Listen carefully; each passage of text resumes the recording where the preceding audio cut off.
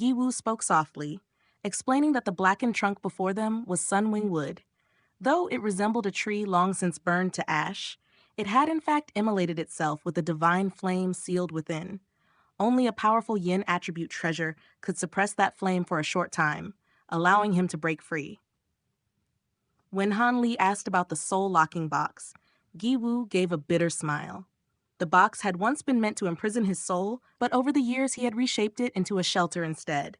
His soul fragment was now inseparably bound to it. If the box were opened, that fragment would be laid bare and swiftly extinguished. Han Li nodded, then calmly proposed another path. He instructed Weeping Soul to withdraw the soul-scattering sand. With a single gesture, the golden grains clinging to the tree's roots flowed back to her and vanished into her body. Han Li then remarked that he had long intended to restore her strength and that the chance had finally arrived. Giwu looked on in confusion until a silver, flame-wreathed figure leapt from Han Li's shoulder. The essence fire raven rubbed its hands eagerly before bounding onto the black tree. The moment Giwu sensed its aura, fear surged within him. But Han Li reassured him that this was a flame of essence and that the tree would be perfect nourishment. Giwu hurriedly asked that his remains not be harmed, then retreated into the soul-locking box. After giving careful instructions, Han Li allowed the raven to dissolve into blazing silver fire and begin devouring the tree. More than an hour passed as the flames consumed it, giving the trio time to recover. When the last trace of the tree vanished, the raven returned to human form, staggered drunkenly onto Han Li's shoulder, and slipped back into his body. With the tree gone, only the soul-locking box and Guiwu's charred remains were left upon the island. At a glance from Han Li, Weeping Soul released her soul-scattering sand once more, wrapping both in a protective shroud. Han Li apologized lightly for the precaution, and Guiwu replied that he was grateful to have such a cautious ally. Han Li then asked him to guide them onward, and Guiwu readily agreed. 7 days later, dark clouds hung low over a land steeped in rot and decay. Han Li and his companions crossed a range of black mountains strewn with bones, where green ghostly flames flickered whenever the wind stirred. They soon reached a sheer cliff overlooking a bottomless abyss filled with foul mist. Jintong grumbled that since Weeping Soul sensed no soul fluctuations, they should simply fly across. Han Li replied that the underworld was too unfamiliar for such recklessness, and that Giwu had no reason to deceive them. Weeping Soul agreed, noting how much danger they had already avoided thanks to his guidance. As she spoke, she noticed that the narrow mountain path ahead was swallowed in dense fog, limiting sight to a mere 1,000 feet. Han Li asked why the ghostly python said to dwell here would remain at this cliff if it truly possessed great encompassment power. Guiwu explained that the creature had once been on the verge of becoming a dragon, only to be slain by tribulation lightning while shielding its offspring. After death, it continued cultivating in the underworld, surpassing its former peak. It had guarded this cliff for ages, attacking anything that dared fly overhead, yet sparing those who passed along the mountain path without provocation. Han Li speculated that the ever-churning clouds above the abyss resembled tribulation clouds, triggering the beast's fury. No sooner had he spoken than a streak of light cut through the clouds. The sky stirred ominously, and Guiwu cried out for them to retreat against the cliff face. As they did, thunder roared from the abyss, and the mountain shook. The mist below boiled as an immense form surged upward. What first appeared as a black wall scraped past the cliff, its vast rhomboid scales showering sparks. Only when it vanished into the clouds did Han Li see it clearly. A colossal black python nearly 100,000 feet long, crowned with a single horn, its eyes blazing green like twin towers of light. Guiwu murmured that it was stronger than before, now at the late great encompassment stage. Jintong stared in disbelief, but Guiwu urged haste, warning that such ancient beings were not unheard of in the underworld. The trio fled, and once they crossed the mountain, Han Li glanced back to see the python's massive head watching them from the clouds. Yet it did not strike, allowing them to pass. Han Li questioned Giwu about its restraint, but Guiwu claimed ignorance, saying they had never interacted. He explained that this path had merely been chosen to avoid a nearby city, the lesser danger of the two. Another month passed in the blink of an eye. At the western edge of the Yama region lay a boundless, ghostly swamp drowned in deathly miasma. From its eastern shore jutted a narrow peninsula, small yet stretching deep into the mire. Hanli stood at its tip, gazing skyward at a layer of radiant five-colored clouds hanging above the swamp. Behind him, Jintong teased him about a ghostly bride. Hanli scolded her sharply, but she only laughed, remarking that though the ghost had been beautiful, Hanli had repaid her affection with a sword. Weeping Soul said nothing, though a faint smile curved her lips. That ghostly bride had indeed been a formidable foe, her illusions so powerful that even Hanli's eyes and Weeping Soul's senses had failed them for 3 days. Only with Guiwu's help had Hanli located her bridal sedan and forced her out before slaying her. Jintong alone remembered the ordeal fondly. Over the past month, Hanli had faced many such strange encounters, and he could only marvel at the unfathomable wonders lurking within the underworld. Fellow Taoist Guiwu, this swamp looks calm enough, yet I doubt it is truly safe. Am I mistaken? Hanli asked as his gaze swept across the murky expanse. There are no safe lands in the underworld, Guiwu replied evenly. Still, this swamp is gentler than most. Miasma lingers here year-round, condensing into five-colored poison clouds above. As long as you keep low and avoid flying into those clouds, you will not be harmed. I see. Then where's the Yama Manor? Hanli pressed. It is not far. We will arrive shortly. Giwu answered. You've said that several times already, Weeping Soul said with a slight frown. Is the manor truly here? This place is barren beyond belief, Jintong added skeptically. Are you deceiving us? I wouldn't dare, Giwu hurriedly replied. The Yama Manor lies upon an island in the swamp's heart, but it is hidden within a strange array. None have ever entered it. As for its mystery, you will understand once you see it. In that case, please lead on, Hanli said calmly. There is a forest 150,000 kilometers west of this peninsula. The trees there are unusual. We must pass through it first, Giwu explained. The trio immediately headed west, flying no higher than 1,000 feet. Before long, a colossal withered tree rose on the horizon, its trunk charred black and lifeless. Bare branches clawed at the sky like specters, while thick vines draped over them, from which countless decaying corpses hung, swaying faintly in the foul air. Beyond it, more such trees stretched endlessly beneath a veil of miasma. Just as they neared, Giwu warned, These are corpse-hanging ghost vines. Keep your distance. From here, travel north 150,000 kilometers until you see a floating rock shaped like a ghost. Then head west 400,000 kilometers to reach the island. They followed his directions without delay. After 3 days of careful travel, the island finally appeared. From 1,000 kilometers away, they saw it encased within a barrier that repelled all miasma, leaving the air pristine. Hanli's eyes narrowed as he sensed immense time law power coursing through the restriction. Within it, the island seemed frozen, as though time itself had halted. So this is the Yama Manor? Weeping Soul asked. Yes, Giwu confirmed. Why does everything look so strange? Jintong asked. The array is infused with time law power, Giwu explained. All within is locked in stillness. No one has ever breached it. Hanli studied the barrier, puzzled. It is neither a lethal offensive array nor an unbreakable defense. Why, then, has it never been overcome? Rather than explain, try entering yourself, Guiwu replied cryptically. He's bluffing, Jintong scoffed and darted forward before Hanli could stop her. In the next instant, she appeared outside the barrier again, repeating the same words and actions, then doing so again and again, unaware she was trapped in a loop. Hanli finally seized her arm, halting her. You've already tried countless times, he said. What are you talking about? Jintong protested. Weeping Soul confirmed Hanli's words, leaving Jintong stunned. Hanli spoke calmly. Anyone who enters is sent back to the instant before entry. Without interference, they would repeat the act endlessly, never realizing it. Giwu nodded.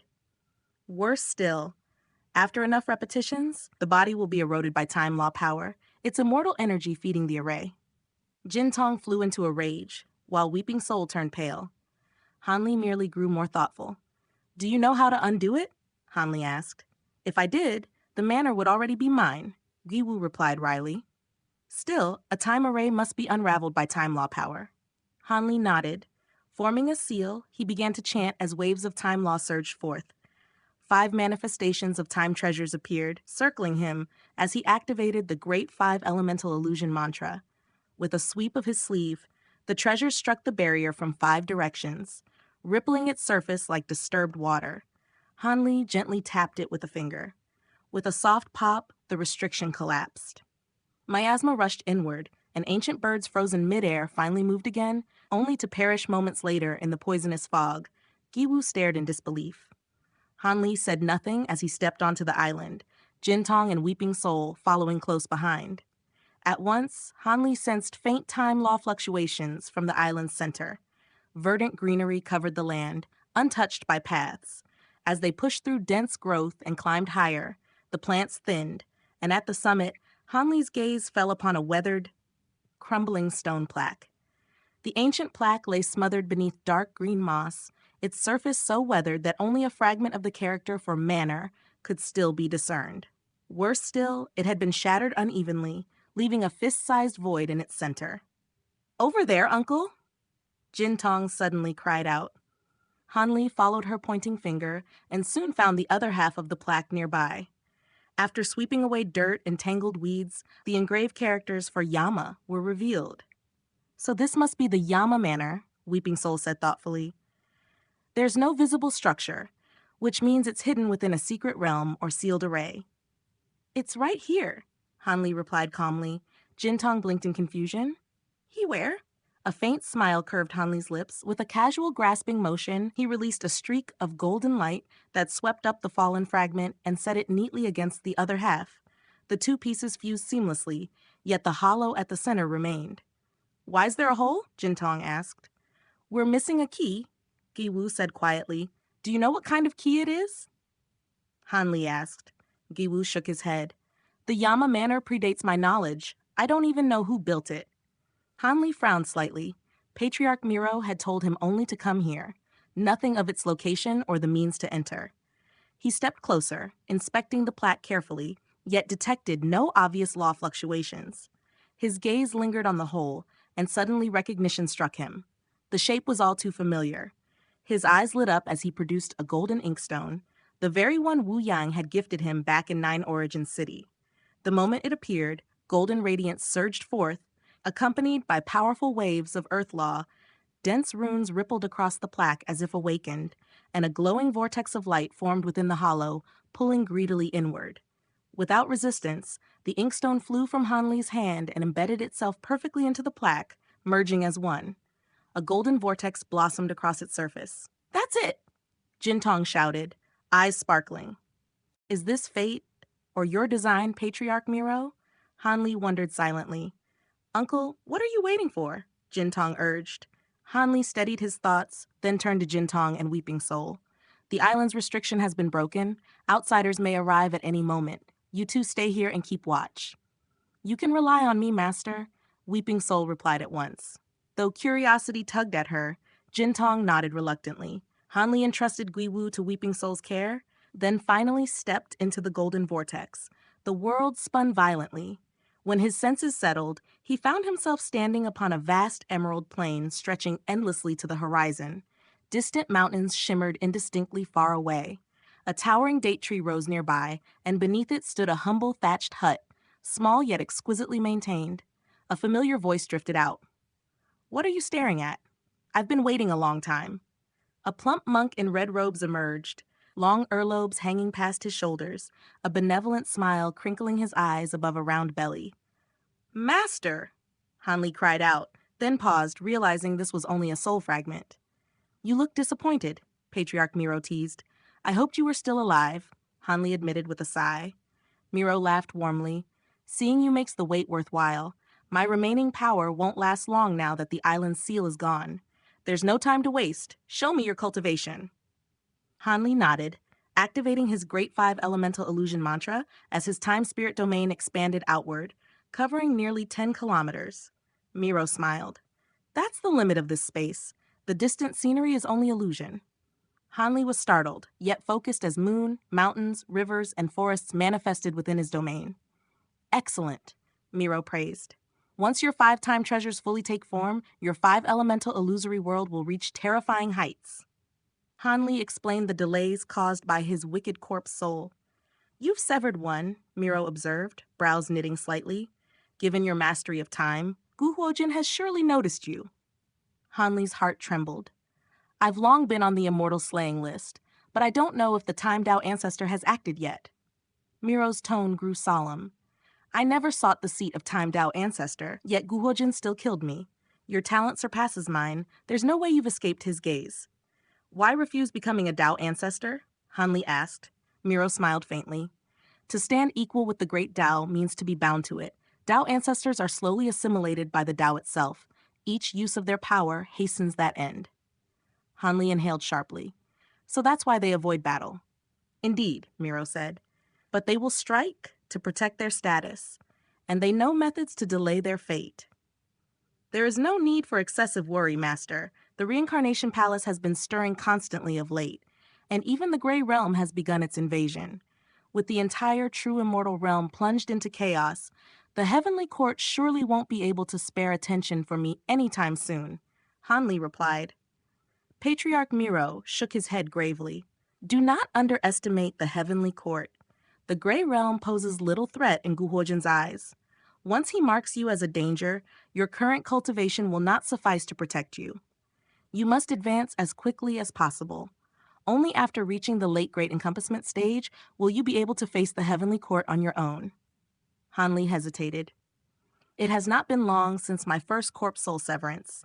I have only just stabilized my mid-Great Encompassment cultivation, and many immortal acupoints remain unopened. I fear a second severance cannot be attempted anytime soon. You are no ordinary cultivator, Patriarch Miro replied calmly. You cultivate both body and spirit, and nearly all profound acupoints of your physical form are already open. With adequate resources and the aid of the Celestial Time Array, opening more immortal acupoints will not be difficult. Your true concern lies elsewhere, does it not? Hanli gave a wry smile. Master sees through everything. My last corpse soul severance was forced upon me with a corpse severance talisman. It was done under dangerous circumstances. If I attempt another too soon, I fear my foundation may become unstable. That fear is unfounded, Patriarch Miro said gently. Corpse soul severance involves fate as much as preparation. Even with sufficient acupoints, success is not guaranteed. Otherwise, no one would expend such effort crafting corpse severance talismans. All you must do is build your foundation swiftly and sever your corpse souls when the time is right. Once you reach late grade encompassment, only a Dao ancestor could threaten you. Hanli nodded deeply. Thank you for your guidance, Master.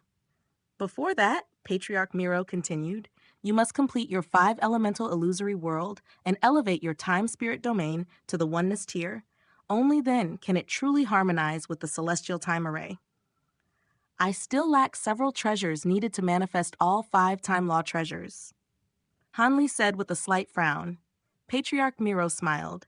Have you forgotten why I sent you to Yama Manor? Realization dawned on Hanli. During their last meeting, Patriarch Miro had given him time law materials and a golden jade book, all of which vanished when Hanli returned to his era. He had been told to seek them here if that happened. With a wave of his sleeve, Patriarch Miro summoned an azure length of wood, a broken blue halberd, a round yellow stone, and the golden jade book, along with 2 storage rings and a jade slip. These rings contain immortal origin stones and time law materials. The jade slip holds the immortal golden cloud art you once obtained, but could not bring back. Hanli bowed deeply, his heart stirred. Thank you, Master. There is little time left. Complete your 5 elemental illusory world now, Patriarch Miro urged. Hanli examined the treasures.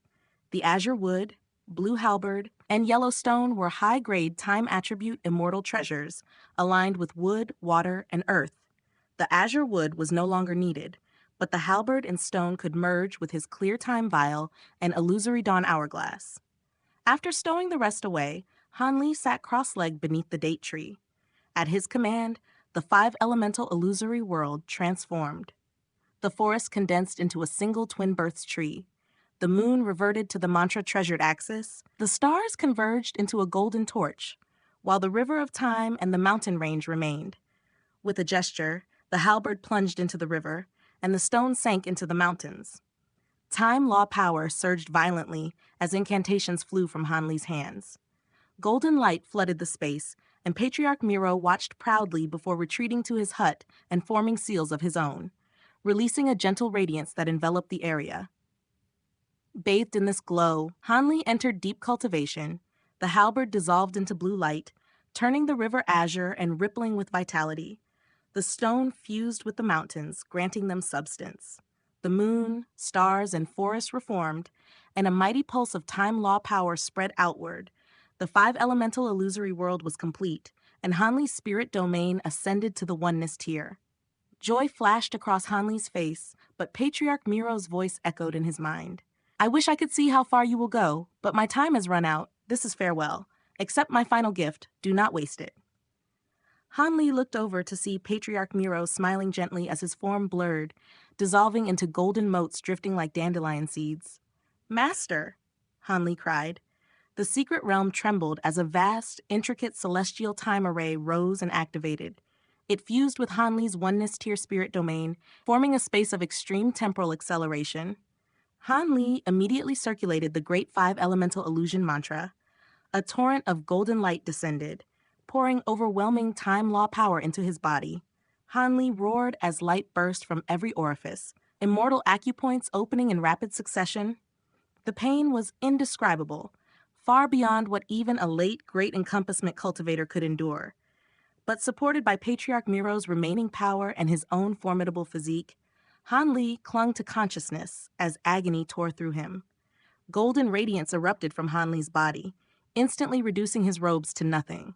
His hair stood straight up as if seized by thunder, while countless crimson runes crawled across his bare flesh. At that critical moment, the heaven-controlling vial floated out from his chest and hovered before his eyes. The leaf-like patterns upon it all flared with emerald light, releasing a verdant glow that wrapped around his body as the vial spirit's voice rang out. You really are ridiculously lucky. Focus on absorbing this power. I'll handle the rest. Hanli wanted to curse the spirit for staying silent until now, but the searing pain robbed him of speech. Gritting his teeth, he followed its instructions, opening every acupoint to receive the surging time law power. A thunderous blast seemed to explode within his mind. His spiritual sense sank deep into his consciousness, cutting him off from all physical sensations. Instead, every subtle change within his mind became vividly clear. Suddenly, lines of golden characters emerged, forming a radiant passage, the contents of the golden jade book given to him by Patriarch Miro. Within were profound insights into the laws of time, along with the true mantra sect's secret arts, such as the mantra domain and the true mantra palm seal. Hanli immersed himself in the text, forgetting everything else. Nearly 20 years passed in the blink of an eye. Beneath a choking haze of miasma, the once lush island had turned into a desolate wasteland. Weeping Soul sat cross-legged beside the stone plaque at the island's center, eyes closed, with the soul locking box containing Guiwu's fragment resting nearby. Jintong was nowhere to be seen. Guiwu's soul fragment drifted out from the box and looked at Weeping Soul with concern. The stone plaque sealed itself over 10 years ago. Your master has likely perished inside. Why persist? Come with me, find the Six Paths reincarnation plate, recover your memories, and learn your true purpose. Weeping Soul did not even respond. She had clearly heard this countless times before.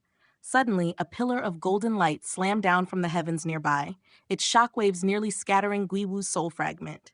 Jintong burst out of the dust, clutching a small, dark green beast. She shot Guiwu a hostile look. Trying to persuade her again, weren't you?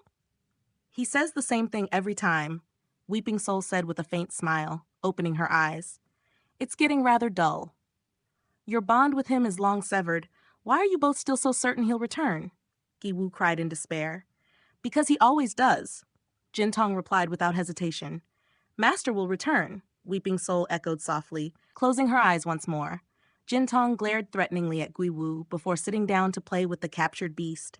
With a helpless sigh, Guiwu retreated back into the soul-locking box. Within the Yama Manor, Hanli sat unmoving in meditation. The golden light around him had faded, yet all 1,319 immortal acupoints he had opened still shone faintly, marking him at the pinnacle of the mid-great encompassment stage. My last corpse soul was forced out, yet this time it refuses to appear, Hanli murmured as he opened his eyes. The celestial time array had vanished, leaving only his spirit domain. He had opened all these acupoints 2 years prior, remaining in seclusion in hopes of severing his second corpse soul, but his kind corpse soul showed no sign of manifesting. I've cultivated for hundreds of thousands of years within the array. Much time must have passed outside. Jintong and Weeping Soul must be worried. With his spirit domain elevated to the oneness tier, the array's effects had grown even more terrifying. 1 year inside equaled 30,000 years beyond. With a sweep of his sleeve, his 5-elemental illusory world reverted to its treasure manifestations, wrapped in a total of 1,800 time law threads. No matter what he tried, he could not exceed this number. Even so, the gains were immense. His cultivation had reached its peak for this realm. His time law threads had doubled. His comprehension had deepened, and several true mantra sect abilities were now fully mastered. Though he had not reached the late great encompassment stage, the progress was extraordinary. Golden light swirled into a vortex as Hanli stepped forward. In the next instant, he emerged from the stone plaque in a flash of radiance. Weeping Soul opened her eyes at once, while Jintong tossed aside the beast and cried out joyfully, "You're finally out, Uncle!"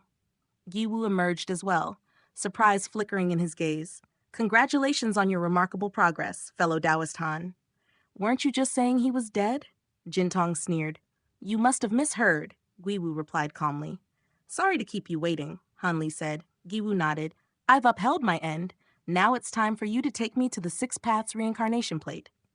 "I will honor my promise," Hanli replied. Curiosity flashed through Giwu's eyes. What was hidden within the Yama Manor to grant such rapid advancement? Hanli merely smiled and deflected the question. "You flatter me? Let's depart for the Yellow Springs. Please guide us once more." Giwu explained that the Yellow Springs lay at the junction of 3 regions, guarded by the Reincarnation King, whose forces were stationed nearby. Reaching it would be far from easy. "How can we face him?" Hanli asked grimly. "What is his cultivation?" "He was already late, great encompassment, when I was sealed away. Now he's likely at its pinnacle, though not yet a Tao ancestor," Giwu replied.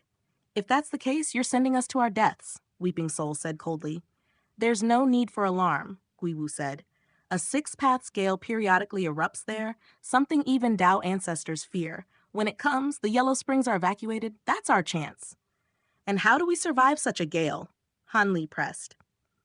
"I've studied it for years and found certain loopholes. The window will be short, but enough," Giwu said with quiet confidence.